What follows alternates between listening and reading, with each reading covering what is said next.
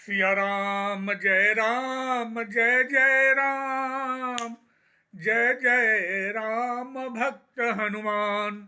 सादर नमस्कार। आज मंगलवार का दिन है और बाबा गोपालपुरिया एक अद्भुत अलौकिक घटना जो स्वयं मेरे साथ घटी हुई है, बजरंगबली के साक्षात दर्शन की, वो मैं सुनाने जा रहा हूँ।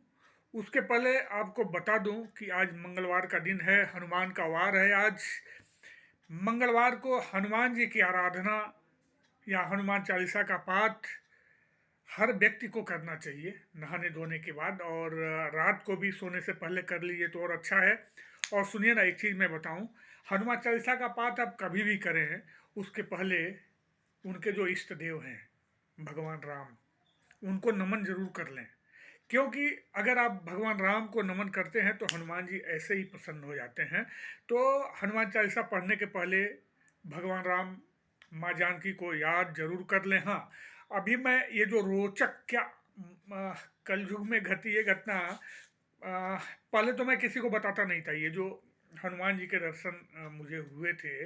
लेकिन अभी मैं काफ़ी देख रहा हूँ कि बहुत सारे लोग मुझे बोले कि अब बताओगे तो कम से कम लोगों को जो उनकी श्रद्धा है, जो भक्ति है, वो और प्रगाढ़ होगी। तो इसके लिए मैं ये जो सच्ची घटना है वो आपको सुनाऊंगा। उसके पहले एक चीज़ मैं बताऊं कि आज माथे पे मैंने चंदन लगाए हैं। तो आप भी कभी कभी, कुछ लोगों को पित्त की शिकायत होती है, पित्त की वजह से आपको तो पता ही है एसिडिटी काफ़ी बढ़ जाती है। तो पित्त को कम करने के लिए ना, ये जो चंदन है ना, चंदन का लेप केवल मतलब कि भगवत भजन और एक साधुता से संबंधित ही नहीं है। चंदन में अगर आप गुलाब जल, गंगा जल मिला के उसका लेप सर पे, तालुओं में, हाथ के, पैर के, मतलब कि लगाना तो है सर में, अगर पूजा और की दृष्टि से करते हैं तो सर में। लेकिन ऐसे ये मतलब रोग नाशक भी है, पित्त को बहुत ही कम कर देता है। तो हाथ में तालू में, पैर की तालू में, हाथ की तालू में और सर पे आपको चंदन लगाने चाहिए, गंगा जल या गुलाब जल मिलाकर। तो गारंटी आपका जो आंतरिक वो जो गर्मी है, तासीर है गरम, वो कम होगी। तो खैर अभी मैं ये जो घटना घटी है मेरे साथ, साक्षात बजरंग बली के दर्शन की, वो आपको सुनाने जा रहा हूँ। और चूंकि आज मंगलवार है, और ऐसा भी नहीं है कि मैं कुछ क्या वहाँ चाह के कोई बात बताऊंगा आपको, जो घटना मेरे साथ घटी है वही घटना उसी रूप में मैं आपको सुनाऊंगा। दरअसल बचपन में गाँवों में ना, आपको तो मालूम है प्राथमिक विद्यालय होते थे, लोग बच्चे वहीं जाके पढ़ाई करते थे। और धीरे धीरे करके ना कुछ जगहों पे, छोटे मोटे शहरों में, कस्बों में मानतेसरी स्कूल खुलने लगे। वो शिशु निकेतन बोलते थे, प्राइवेट। तो ऐसे खुलने लगे तो हमारा जो, मुझे लगता है कि 8-9 साल का होगा मैं, और एक आदर्श ज्ञान शिशु मंदिर था, वहीं पढ़ने जाता था मैं। और वहाँ क्या होता था ना, सुबह में हनुमान चालीसा का पाठ होता था, दोपहर में भोजन मंत्र के बाद ही भोजन के लिए हम लोग भोजन करते थे, और शाम को घर वापसी के समय 4 बजे के पहले भी हनुमान चालीसा का पाठ किया जाता था। तो वहाँ जो हनुमान चालीसा होती थी ना, वो मैं ही कराता था, और मेरे साथ एक दो बच्चे थे। तो हम खड़े हो जाते थे और फिर शुरू कर देते थे, श्री गुरु चरण सरोवर जरा निज मन मुकुर सुधारि, बरनउँ रघुवर विमल जसु, जो दायक फल चारि। और सारे बच्चों के हाथ में हनुमान चालीसा होती थी। एक चीज़ और बताऊंगा, हनुमान चालीसा का पाठ करें तो लाल में लिखी हुई होती है ना हनुमान चालीसा, जिसके अक्षर लाल में लिखे होते हैं, वो भी बहुत ही मतलब महत्वपूर्ण होती है। और कभी कभी अभी लोग बोल देते हैं कि मन चंगा तो कठौती में गंगा। प्रभु ये सही बात है, लेकिन ये किसके लिए सही बात है? जिसका मन चंगा हो।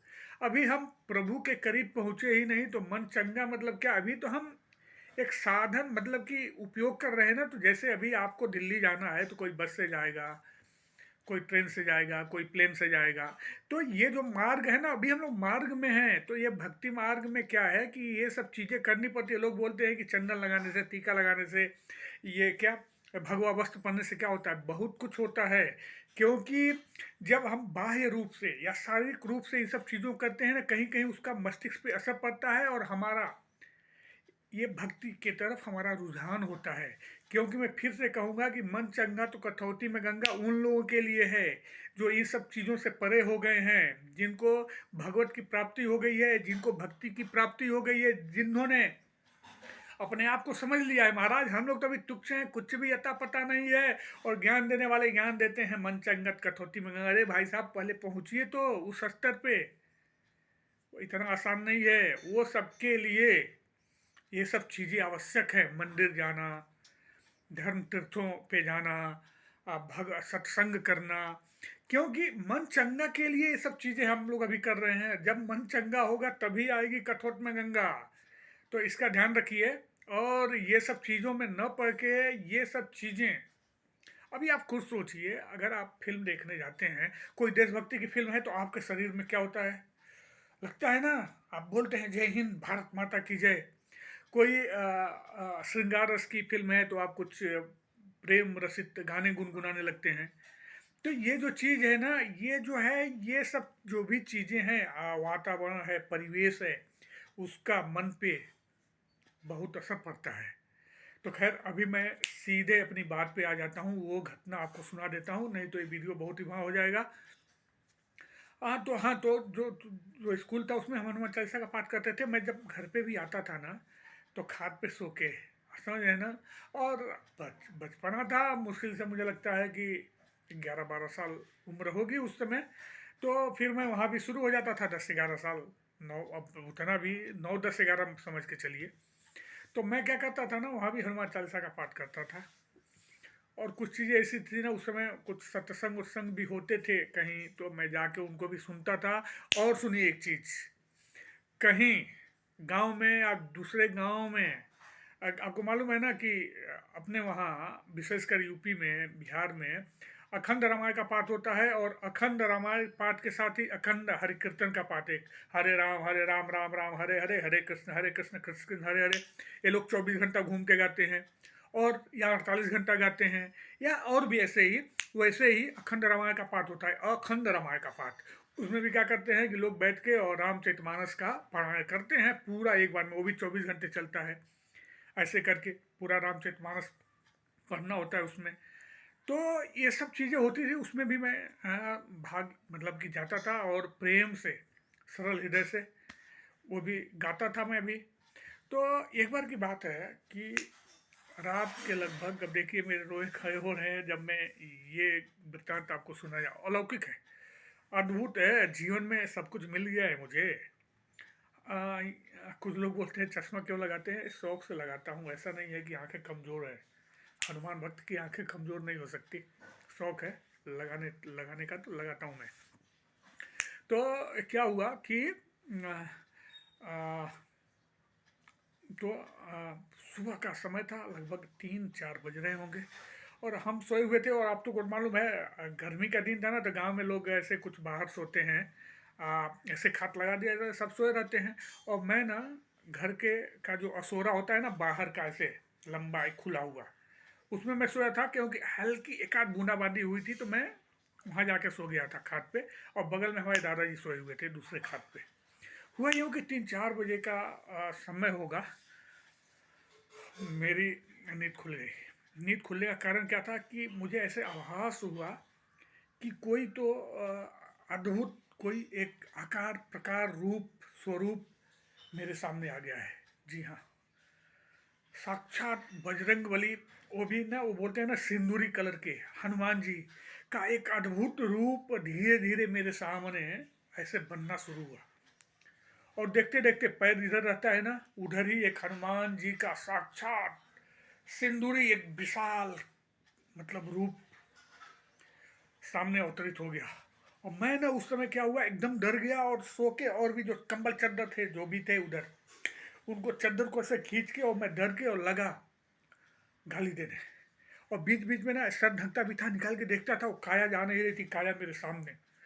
और मैं अपने आप को रोक नहीं पाता, मेरे मुंह से भोजपुरी में अपशब्द निकलने लगे, और मैं रोने लगा, चिल्लाने लगा। तब तक बगल में अब दादाजी सोए हुए थे। आप तो गांव में तो आपको मालूम है 4 बजे के लगभग सब लोग जग भी जाते हैं, ज़्यादातर लोग, क्योंकि गाय बैल को वो लोग सानी पानी करते हैं, और कुछ लोग डोल डाल के लिए भी निकलते हैं, तो जग जाते हैं।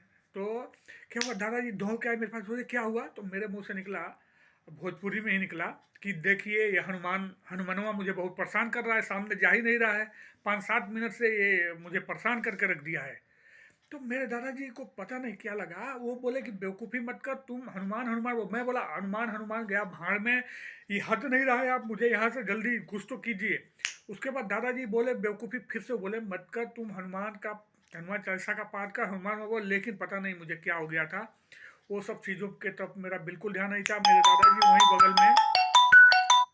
दादाजी वहीं बगल में मतलब जो कोठरी होती है ना, पूजा कोठरी, उसमें से रामचरितमानस ला के मेरे सर के नीचे रख दिए, सर के पास रखे और अगरबत्ती जला के, और वो खुद ही लगे हनुमान चालीसा का पाठ पढ़ने, लेकिन मेरे पूरा मैं डर गया था और सिकुड़ के गया था। उसके बाद धीरे धीरे जब वो दादाजी अगरबत्ती घुमानी शुरू की और मुझे पूछे कि हनुमान जी किधर दिख रहे हैं, लेकिन मैं तो गुस्से में था और डरा हुआ था, मैं सामने इशारा करते हुए और बताया कि उधर ही है, जा नहीं रहा है, थोड़ा रोते हुए मैं बोला कि जा नहीं रहा है, उधर ही है। फिर हमारे दादाजी ने उधर वो अगरबत्ती और हनुमान चालीसा का पाठ करना शुरू किया। धीरे धीरे क्या हुआ कि वो जो काया थी ना, वो भव्य, अभी भी वो सिंदूरी काया, वो धीरे धीरे करके लुप्त हो गई। ये लुप्त होने के बाद धीरे धीरे करके मैं भी थोड़ा शांत हुआ। फिर मुझे और भी घर के और आसपास के लोग आगे रहे, पानी वानी पिलाया गया। फिर मेरे पास बैठे रहे लोग, अब 5-7 लोग ऐसे बैठे रहे, लगभग 5-5:30 बज गए। फिर जाके मुझे पूरा मैं आराम हो गया। बाद में दादाजी ने ये बात बाकी लोगों को बताई कि ऐसे ऐसे हो गया था, इसने बहुत बड़ी बेवकूफ़ी कर दी है। तो हमारे दादाजी के एक बड़े भाई थे, वो बोले कि कोई भी बेवकूफ़ी नहीं है, बच्चा है, नहीं संभाल पाया अपने आप को। क्योंकि अब ऐसा भी नहीं है कि कुछ बहुत ही डरावनी काया थी बजरंगबली की, सिंदूरी काया थी, लेकिन थी तो विशाल, एकदम विशाल थी। और मतलब कि अब मैं ठीक से क्या बताऊं, विशाल थी और खूबसूरत, मतलब कि मनमोहक भी थी, लेकिन फिर भी थोड़ा तो विकराल, मतलब भव्य तो थी ही वो काया। और मैं नहीं रोक पाया था अपने आप को। और मैं बोलूं, अभी वो एक छाया थी उनकी, मतलब जो भी बनी हुई थी। तो हनुमान हनुमान जी को नमन है। और मेरे दादाजी को बड़े भाई ने कहा कि कोई बात नहीं, बच्चा है, गलती हो गई, हो सकता है फिर भविष्य में जाके बजरंगबली की कृपा मिले इसे। लेकिन मेरे दादाजी ने कहा कि ये सब बहुत कम होता है, क्योंकि जो जो वहाँ होगा, बहुत सारी दुर्बुद्धि आएगी, फालतू के काम करेगा, पता नहीं अब हनुमान की कृपा इसको प्राप्त होगी कि नहीं। तो हमारे दादा के बड़े भाई ने कहा था कि अरे कोई बात नहीं, कम से कम इतने इसको दर्शन तो हुए, यही बहुत बड़ी चीज़ है, जीवन सफल हो गया इसका। अब सुनिए, इसके 5-7 साल के बाद की घटना है। हमारे बुआ जी के वहाँ महामृत्युंजय का जप हो रहा था। उसमें बहुत सारे पंडित आए थे जो महामृत्युंजय का जप कर रहे थे। वो कुछ 7 दिन या 9 दिन चला था, उतना याद नहीं है मुझे। उसमें ना एक पंडित जी आए थे, तो मेरी बुआ जी ना मुझे उनके सामने ले गए, बोली कि मेरा भतीजा तो इसके बारे में बताइए। तो उन्होंने मेरा हाथ देखा, सर और देखा, और बोला अरे इसे तो हनुमान जी के साक्षात दर्शन हुए हैं। तो मेरी बुआ जी को वो घटना याद थी, क्योंकि मेरे दादाजी ने मेरी बुआ जी को बताया था और उन्होंने पूरा बता दिया। तो फिर मेरी बुआ जी ने उनसे पूछा कि पंडित जी, क्या भविष्य में इसे हनुमान जी की कृपा प्राप्त होगी? पंडित जी बोले वो मैं नहीं बता सकता हूँ, अगर इसके हाव भाव ऐसे ही सरल बने रहे तो संभव है कि हनुमान जी की कृपा फिर प्राप्त हो जाए। लेकिन वो पंडित जी भी बोले कि वो बहुत बड़ी कृपा थी, उसको आप कम में मत आंकिए। कलयुग में उतना एक झलक प्राप्त हो जाना बहुत बड़ी चीज़ है। तो बुआ जी को भी संतोष हो गया। और फिर उन्होंने एक चीज़ और बताई थी, मुझे आज भी याद है। वो वहाँ बैठे थे बुआ के गांव में, हमारे वहाँ के थे भी नहीं, अयोध्या या पता नहीं कहाँ से वो लोग बुलाए थे 10-12 पंडित, मतलब ढूंढ के हमारे गांव में भी, कभी क्या हमारे जवार में कभी शायद ना आए हों वो। और मेरे घर, मतलब क्या, मेरे घर से बोले कि पूर्व की ओर इतनी दूर पे एक स्थान है, स्थान मीन्स भगवान का स्थान समझिए, कोई देवी देवता का स्थान है। इनको बोलिए कि प्रतिदिन वहाँ जल दें और जीवन में कभी कोई कठिनाई नहीं आएगी। और सच में मैं आपको बताऊं कि हमारे जीवन में कभी कोई कठिनाई, मतलब क्या, ये तो जीवन है। और यहाँ हम कलयुग में मतलब यही सब भोगने के लिए आए। छोटी मोटी चीज़ें होती हैं, सबके साथ होती हैं, नहीं तो आनंद क्या है जीवन का? वही तो आनंद है जीवन का। तो होती रहती हैं, लेकिन सारी कठिनाइयों से पार कर देते हैं हमारे बजरंग बली। और इसी बजरंग बली की एक ऐसी घटना अगले अगले वीडियो में जो मेरे साथ घटी है। हमारा पूरा परिवार यहाँ, जो पुणे में हम हैं, मतलब गांव में नहीं, ये तो गांव की घटना थी, पुणे में जहाँ भी मैं जॉब कर रहा हूँ, नौकरी में हूँ, यहाँ इस घर में एक ऐसी घटना हुई है कि मैं आपको वो ज़रूर बताऊंगा और अगले वीडियो में ही बताऊंगा। अगर मैं ये नहीं कहूँगा कि वीडियो लाइक कीजिए और सब्सक्राइब कीजिए, लेकिन हाँ, अगर आप चाहते हैं कि ये जो बजरंगबली वाली घटना है अन्य लोगों तक पहुँचे तो अपने हिसाब से देख लीजिए। नमन करता हूँ आप सभी को और सादर प्रणाम है राम भक्त हनुमान को। फिर से कहता हूँ, हनुमान चालीसा का पाठ हो, हनुमान जी की कोई भी आराधना करें उसके पहले माँ जानकी और भगवान राम का 1 मिनट ही जप अवश्य कर लें। फिर उस पुण्य का मतलब कि बहुत ही वो पुण्य बढ़ के मिलता है सबको। तो नमस्कार करता हूँ, फिर मिलता हूँ अगले वीडियो में हनुमान जी की ही एक नई कथा नहीं, सत्य वृत्तांत लेकर, जो एक कलयुग में मतलब भगवान है ये साबित करने के लिए काफ़ी है। तो नमस्कार, नमन, जय बजरंगबली, जय हनुमान जी। हनुमान जी आप सबका कल्याण करें।